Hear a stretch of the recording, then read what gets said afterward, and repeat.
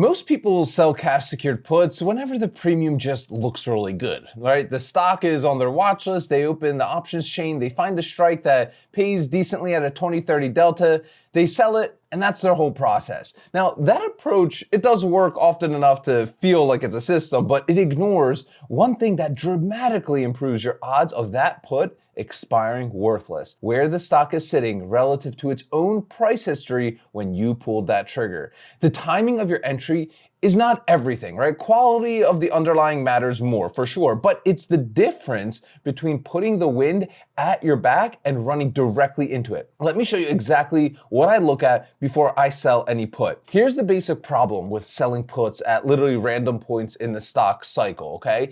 Stocks don't move in straight lines, right? They trend up, they pull back, they consolidate, they trend up again. Within any given year, a quality stock might be in the range of 20 to 30% from its lows to its highs, right? The premium you collect for a put is roughly the same at the top of that range as it is at the bottom, but the odds of the stock declining further are very different depending on where you enter, okay? When you sell a put on a stock that's just had a big run up near the top of its recent range, touching, let's say, multi-month highs, you're selling at the point where a pullback is more likely than any other immediate push higher. The premium collects fine, but the stock is more likely to drift back down towards its strike over the next 30 to 45 days.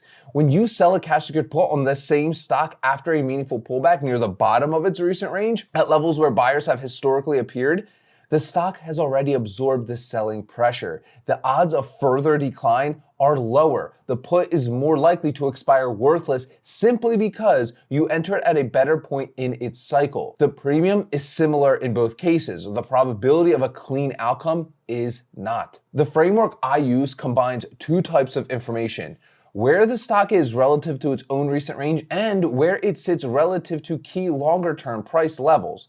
Bollinger Bands show you the first. They track the stock's recent trading range based on its own volatility. The upper band is where the stock has been extended, running hot, stretched above its normal pattern. The lower band is where the stock has been, let's say, oversold or is oversold, pulled back below its normal pattern at a level where buying interest typically starts to pick back up. The 50, 200, and 300-day moving averages show you the second. These are longer-term trend lines that act as natural magnets and floors for a stock's price. When a stock is trading at or near these levels after a pullback, it's often at a point where longer-term buying, buyers are paying attention. The combination of both, near the lower Bollinger Band, at or near a meaningful moving average, is where I look for my cash secured put entry opportunities. That's where the wind is at my back. And this is partially why I developed the ArkPicks.com software, because it consolidates all of this information for me in one really clean dashboard that even gives me different kinds of trade ideas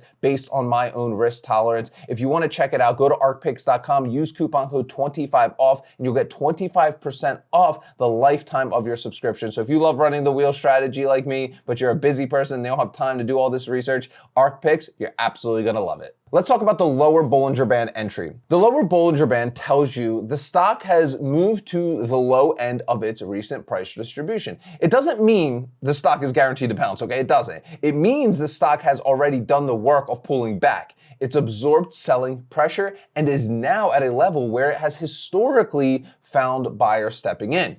When you see a quality stock touching or dipping just below the lower Bollinger Band level, that's the time to open the options chain, not before.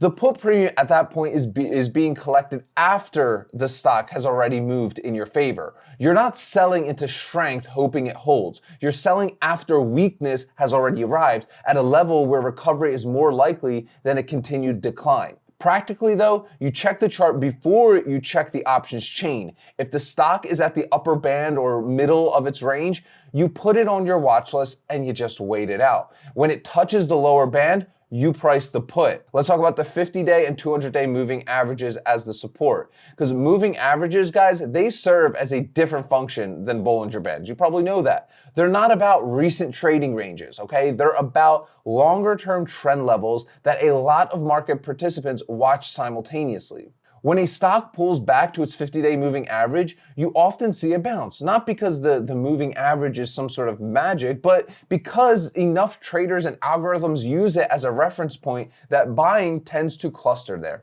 The same applies to the 200-day and 300-day. The longer the moving average, the more significant the price level is. The best put entries happen when the lower band, right, the lower Bollinger Band and the key moving averages line up at roughly the same level. That convergence creates a zone where the stock has multiple reasons to find support. The put you sell below that zone has more protection than a put sold at a random level with literally no technical reference. For example, a stock is pulling back. It touches its 50-day moving average, right? Which happens to coincide with the lower Bollinger Band level. That's a high quality put entry zone.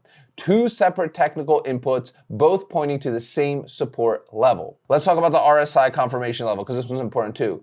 There's one more check I add before entering, and it takes literally 5 seconds. The RSI, Relative Strength Index. It measures whether a stock has been overbought or oversold on a scale from 0 to 100. Above 70 typically means overbought. Below 30 typically means oversold. Again, flagged in Ark picks.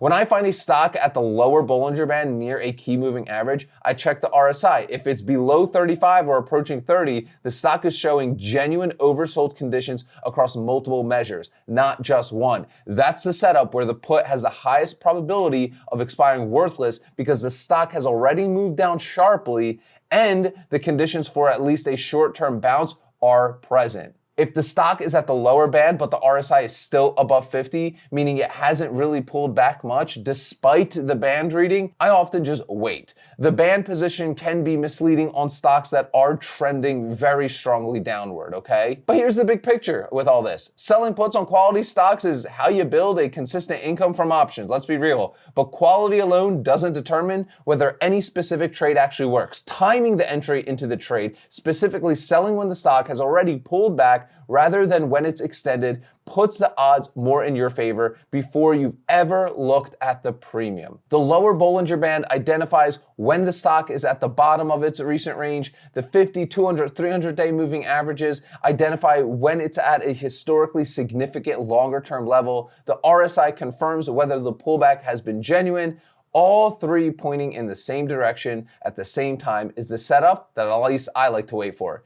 You will not find this setup on every stock every week. You won't. And that's the point. You're being patient, right? Not active. You sell the conditions when they are right for you. You watch when they are not. And again, ArkPicks.com notifies me immediately when stocks on my watch list hit those exact levels. Got some questions for you guys, as always, in the comments. Number one, do you currently look at a chart before you open the options chain? Or do you go straight to the premium and pick a strike? Who's comfortable enough to say it? Two, of the three tools, Bollinger Bands, moving averages, RSI, which one, if any, are you using when you evaluate a put entry? Drop the comments down below. Also, make sure to check out ArkPicks.com. You're absolutely gonna love it. We have a demo there on the main site, and make sure to use coupon code 25OFF to get 25% off the lifetime of your subscription. As always, guys, sell options, collect premiums, repeat. I'll see y'all tomorrow.